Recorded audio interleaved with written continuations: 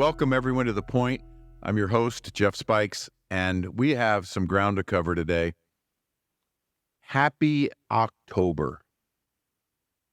Halloween's right around the corner. It is Thanksgiving after that, and then Hanukkah or Christmas or whatever holidays you celebrate there. I celebrate Christmas. And actually, I also have I actually celebrate Hanukkah with friends that do as well. So, but I was born into celebrating Christmas in my family. That's my historic tradition. And the bottom line is we're not going to talk about the holidays. Other than what type of opportunities those bring us, right? Because the holidays do and can bring some amazing opportunities. So over the next few weeks, we'll probably talk about that. But here's the bottom line. We're rounding the corner to the final quarter of the year. Now, you may have a different fiscal year in your business, and that's great. But we're talking about, most of us, even if we have a different fiscal year in an organization or in our business, we still look at the end of the year as the end of the year for us personally. So we're rounding the corner to the final quarter of the year. Any goals that we set for this year, now's the time to say, how well have we done? How far have we come? What goals have we just blown past and been winning and set new standards in? What goals are we on point with? Are there any that are lagging or that could use some attention? Is there anything that just fell off to the side that we want to reboot for next year? There's an opportunity right now, right here, right now. All of you that are successful, that are working with me, are already doing this, right? You're preparing for it at this turn of this quarter. You're already looking at, okay, how well have I done? And considering now, how am I going to bring in the end of the year? And how am I going to start the new year? So 3 things that are coming up right now that are really important to consider. Those are the 3 things. How well have I done on my year so far of what I had planned to achieve this year? How do I intend to bring this year to a close? Like, how powerful do I want to end it? And how far ahead am I going to get on how powerfully I'm going to start next year? Because one of the things that the most successful people that I know and that I work with, something that I do, is that I start preparing myself for the January success. When I was on major weight loss crushes and it was not healthy and it wasn't good because I was doing these ridiculous diets and other things. But, any of you that know my story, I went through a series, these 5-year cycles where about every 5 years I'd go on some crazy crash diet because I just had gained so much weight that it was time. So the holidays is when I would start because I didn't want to add more to it going through the holidays. And I had already gotten out of hand over the last few years. And I was like, you know what? I can't do this again. I can't hit another holiday and have it blow up on me. So I would start those things in the holidays. Well, there are better ways for me now to manage how I'm moving about my goals for those things. But it also worked because I hit the new year in a prepped and ready place to really address how I wanted to handle my physical self and training and routines and all that. And I wasn't in the gym all of a sudden as a new thing at the beginning of the year. And people who were coming in, there's a handful of different types of people at the gym, but at the beginning of the year, people laugh. And I've never been I had never historically been someone who went to the gym all the time and loved it. But man, as I learned to do that, I noticed there are two types of people: the ones that roll their eyes and are like, "Oh my God, where are all these people coming from?" Or why are we got to put up with them for 2 months? And then others that were just welcoming. And I like to be that welcoming person that's like, man, I'm glad you're here. Awesome. Get off, cycle through that machine with me or whatever. I was going to be funny and say, get off my machine. But no, the idea is be welcoming, right? We want more people getting healthy. The more people that get healthy, the more people are emotionally regulated. The more people are feeling good about themselves. The more people are healthy and not sick as much. And getting healthy means different things for different people. But man, if we can just help anyone that we know get into an environment, it's the gym for me now. But get into the gym or get into another environment where they can just move their body more and be around people that are focusing on better ways to give themselves nutrition so that they're feeling good about life. And they're, for me, it's being emotionally and mentally regulated. I like to be sharp throughout the day. And if I eat the right foods, I don't have the same dips throughout the day. So, okay, back to the point, because that is where we are. We are in the point. Let's end this year powerful, strong, and intentional. Now, if you've been doing this for a while, this is use your standard routine that you are.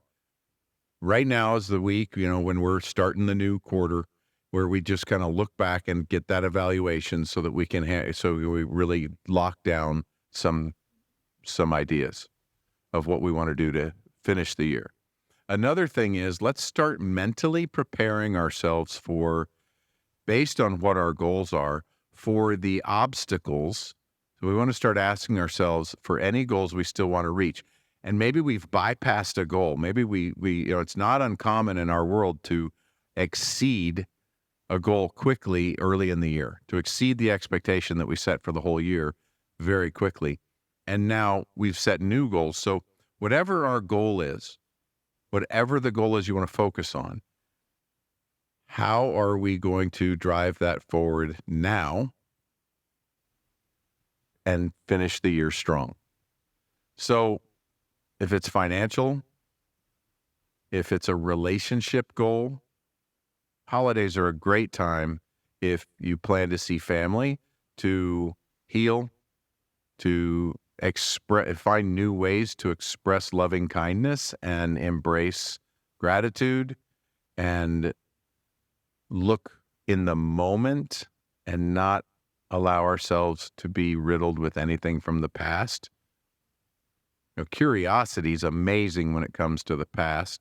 And when we decide we don't know what we don't know, all we know is our perspective of it, and we just get curious and put what we know aside. Sometimes family can be interesting to just come in and learn. This is an opportunity. This can be a season for some people for an opportunity to overcome challenges, relationship challenges that have been taxing and difficult in the past. Now's the time to reframe. There's memories that happen right now coming up in the holidays, and a lot of people get triggered by memories. This is the time to reframe and replace memories. Right? There is a song that if it came on the radio, I am 58 years old, and if a song came on the radio, a particular song, or, I'm saying on the radio, apparently I'm 58 years old, or it came on, if it streamed into, on my phone, or if it, in Apple Music, or if it came on YouTube, whatever, a song comes on, a particular song, I would be triggered, and all I could think about were these memories that were not good, and it was affecting me, and negatively. Well, sometime in the past year, I was hanging out with a client, and this song came on that was typically triggering for me. Now, this client and I have become close, and I probably could have shared a lot of things about history and gratitude and all these things that of how far we've come. And what I chose to do instead was stay in the moment. I realized where I was and what was happening, and I thought, and I got excited, right? I got excited because I realized I have a positive moment. We're going down the road in this beautiful country winding road and taking the corners nice. And it was just a beautiful day. The temperature was right. This song is on, and I got to have a new experience and literally replace my memory with that. Now, when I first heard about that, I thought it was nonsense. And I was like, oh, replace a memory, right? And it seemed difficult and challenging. But through practice and through actually considering that it was possible, I inched my way towards the possibility. And as I considered that it's possible to replace a memory, even though I had had bad memories with a specific song or a specific food or a specific space in the universe, right? Like a place, or there can sometimes just be a time of day that gets us, right? Any of those things we can absolutely recreate, or not recreate, we can create, we can absolutely create an opportunity to embrace the memory, to embrace the moment we are in, and re-anchor that experience to that moment. So we don't have to think about old memories that weren't pleasing when those things come up. So there's a song now that I can listen to on the radio and feel joy and happiness that for it was a 10, 11-year-old memory, right? Went from being 10 or 11 years old. So let's just say 10 to make it round numbers. 47 and a half years later, I was able to finally reframe that song, have a moment where I could appreciate and enjoy and appreciate that song. And he loved the song so much, he was like really jamming and singing, like, yeah, he was having a good time with the song. So I got to embrace that moment, have a good time with it. And now that song will never be a problem again when it comes on. And since then it has come on, and I'm amazed at what happened. That song would come on, I would think all kinds of negative issues before. Now I can observe that and I can notice. And I'm also more open to going back now and actually looking without attachment to say, how was that? And this is what we do when in coaching, right? We're not going to go back like therapists, and we're not going to, it's interesting to me that in coaching, the story doesn't matter. It may to me as the client, if I'm a client, I've gone through times being coached where I'm like, no, I need to get this story out. And it's like, no, it doesn't matter. And the more I've learned that the story doesn't matter to the moment of the change that we're trying to make, the story becomes critical, because those are the gold coins that help us be of service to others and bring others along. But the only thing that's got us hanging on to some of these things is the way we think about them. So let's replace some memories this holiday season. What else can we got going on? I'm going to make this a quick one and close here pretty fast, but we're going to spend time over the next few weeks. I ask anyone here to join me.